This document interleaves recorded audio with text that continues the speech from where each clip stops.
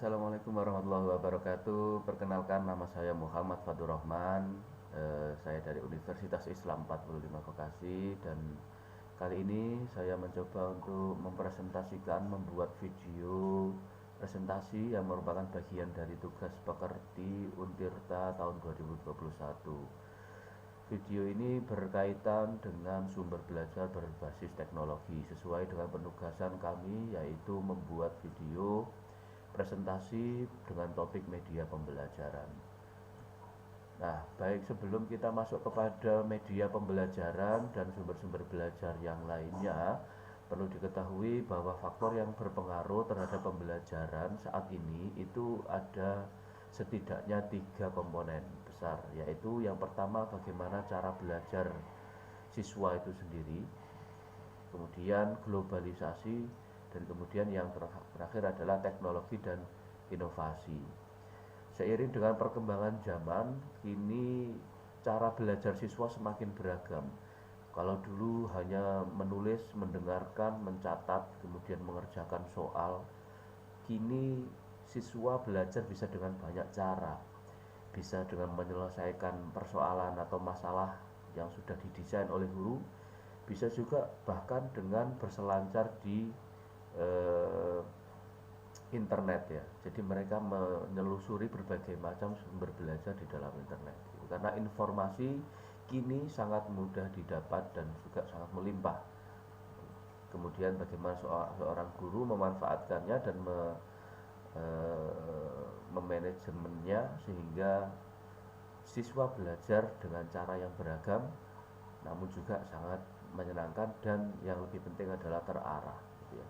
Kemudian globalisasi, ya tentu saja ini akan mempengaruhi proses pembelajaran secara keseluruhan karena adanya informasi yang sekarang tidak bisa terbendung ya akibat adanya internet ya. Jadi tentu ini sangat berpengaruh terutama pada budaya yang semakin banyak dari negara lain masuk ke Indonesia atau negara-negara di luar yang budayanya sedikit banyak akan terpengaruh oleh informasi yang ada. Nah, kemudian teknologi dan inovasi ini tentu sudah eh, sangat dekat dengan karakteristik siswa sekarang, dan bahkan guru juga harus dituntut mulai bisa menyesuaikan diri dengan teknologi dan inovasi. Karena perkembangan teknologi ini akan berhubungan dengan ragam bentuk dari sumber belajar atau media ajar gitu, yang akan digunakan. Nah, oleh sebab itu guru profesional itu harus memiliki 4 kemampuan dasar itu, antara lain komunikasi, kolaborasi, teknologi, dan evaluasi. Ini adalah 4 kemampuan dasar guru abad ke-21, yaitu guru tidak hanya dituntut untuk mampu menyampaikan dengan jelas maksud dari pembelajarannya gitu ya, sehingga mudah ditangkap oleh siswa ya, dengan gaya komunikasi yang beraneka ragam, dengan karakteristik yang beraneka ragam, bisa satu arah ya, dengan menjelaskan dengan metode ceramah pun juga banyak metodenya. Jadi ada ceramah dengan intonasi sederhana, ada dengan cara mendongeng, ada dengan cara ya macam-macam ya. Jadi komunikasi ini pun harus diasah terus oleh para guru dan ya, untuk dapat mencari karakteristik atau jenis komunikasi yang paling tepat dengan karakteristik siswanya. Kemudian kolaborasi ini sangat penting bagi guru saat ini karena setiap guru tidak bisa melakukan segala hal, tetapi ia bisa mewujudkan segala hal dengan cara memanfaatkan potensi atau sumber daya di sekitarnya. Jadi apabila misalnya saya tidak bisa atau memiliki keterbatasan di bidang teknologi informasi, tetapi saya memiliki kemampuan mengembangkan konten, maka konten akan dikembangkan terlebih dahulu, dan kemudian kemasan konten ajar itu atau apa namanya materi ajar itu dikemas oleh orang lain yang memiliki kemampuan untuk mengemas dalam bentuk teknologi, apakah multimedia ataukah mobile learning atau yang lainnya. Kemampuan ketiga yaitu kemampuan teknologi ya. Jadi ini menjadi wajib bagi seorang guru untuk terus meningkatkan kualitas dirinya dalam hal penguasaan teknologi. Apalagi pada saat ini itu sangat dibutuhkan karena ini menjadi alat utama dalam menyampaikan pembelajaran.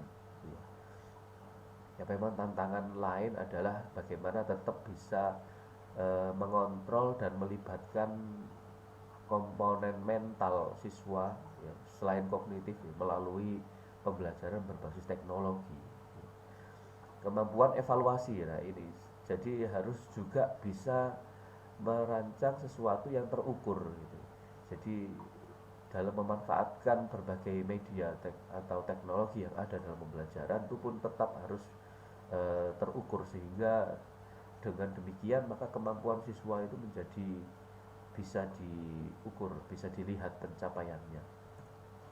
Nah, ini adalah beberapa perbedaan terlebih dahulu. Apa namanya? Perbedaan pembelajaran dulu dan sekarang gitu. Jika dulu itu murid diberikan apa namanya? Guru menyampaikan materi misalnya tentang biologi ya, gitu ya, tentang hewan-hewan, tentang burung, maka yang dimaksud yang ditangkap dalam pikiran siswa juga tentang itu gitu. Tetapi saat ini murid saat ini itu misalnya guru menyampaikan tentang biologi hewan-hewan, tentang burung gitu.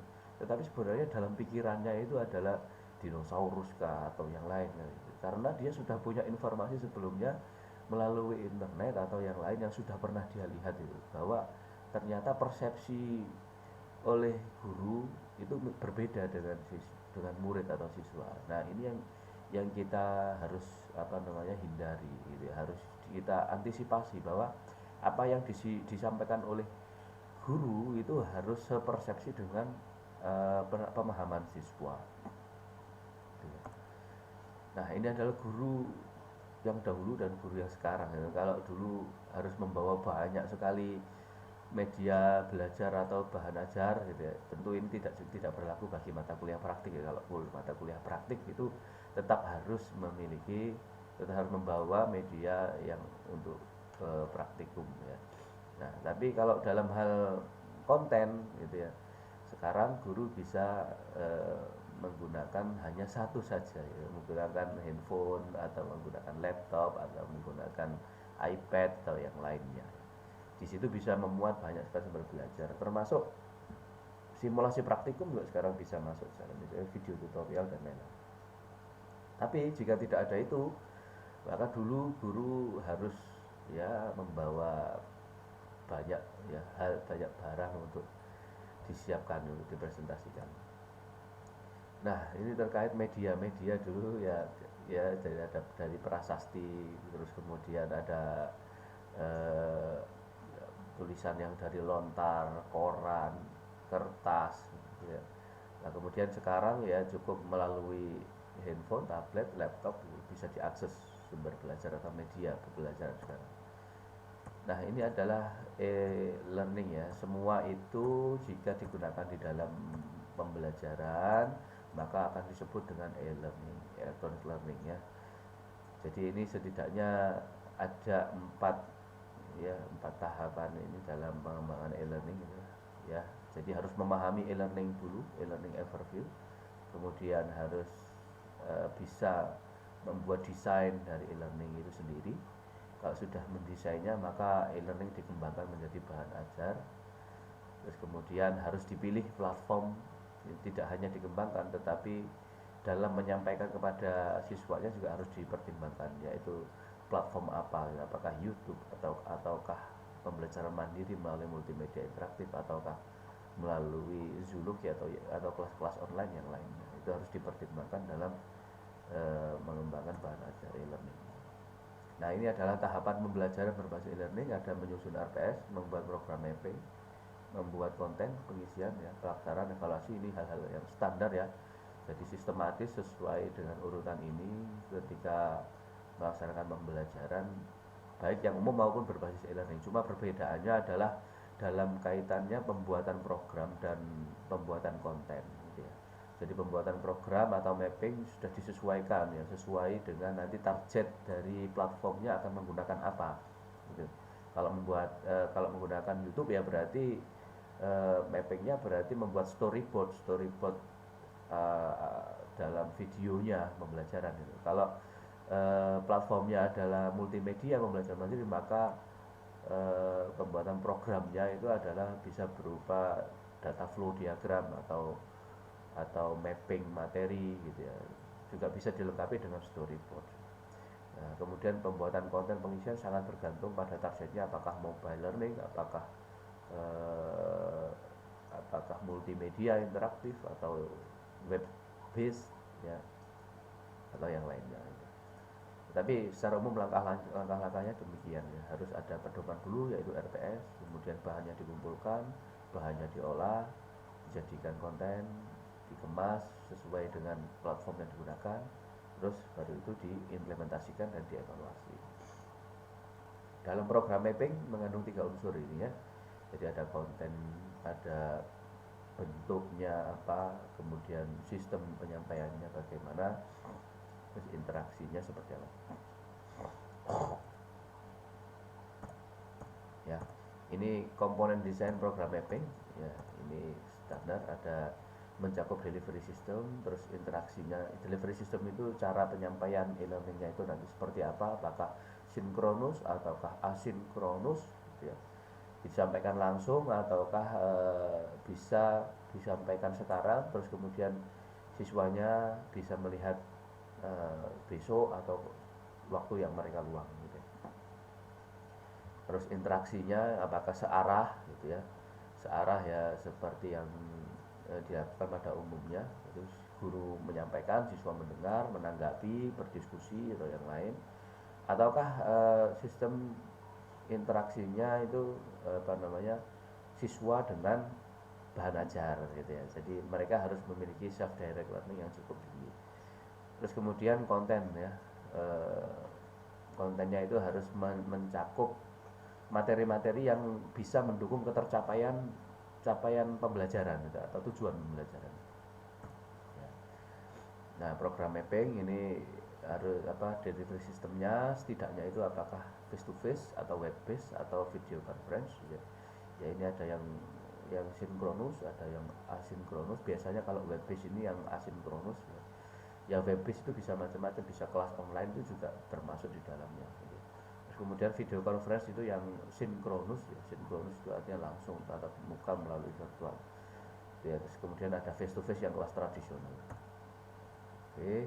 Nah, tantangan yang dihadapi itu oleh kita itu adalah ini, ketika merancang pembelajaran berbasis e-learning, yaitu dengan menggunakan media-media yang ada itu ya, yaitu yang terjadi di lapangan meskipun telah menggunakan learning management system itu dalam hal ini e-learning ya, manajemen e-learning itu atau teleconference model mengajar guru masih sama, model mengajar guru masih sama atau sudah beradaptasi, ini pertanyaan besarnya. Meskipun alatnya sudah baru, tapi apakah alat itu digunakan dengan model yang lama atau model yang baru ya, sudah diadaptasi gitu ya. Jadi jika sudah menggunakan model alat yang baru, maka di sana juga dituntut guru menggunakan cara atau model mengajar yang baru gitu ya. Jadi jika menggunakan kita perlu juga mengembangkan kompetensi mengajar diri kita ketika menggunakan media-media pembelajaran berbasis teknologi gitu. Tidak lagi jika masih ceramah terus ya, ceramah bagus, tetapi pada kalanya untuk mencegah kebosanan atau mengoptimalkan keterlibatan siswa dalam pembelajaran, maka sebenarnya juga bisa dilakukan diskusi online atau kuis online gitu ya. Yaitu banyak sekali aplikasi-aplikasi yang bisa digunakan. Nah, aplikasi itu digunakan dengan cara yang telah diadaptasi itu ya sesuai dengan perkembangan aplikasi yang sudah berkembang gitu ya. Kalau misalnya sekarang sudah dikembangkan ada papan digital berbasis online gitu ya, jadi siswa bisa ikut rembuk di dalamnya untuk menuliskan pendapat gitu ya. Kemudian pendapat itu diminta klarifikasi kepada siswanya, kenapa Anda menulis ini, kenapa Anda menulis ini gitu. Ya, macam-macam bisa digunakan. Ya, kuis-kuis yang real time juga sekarang udah banyak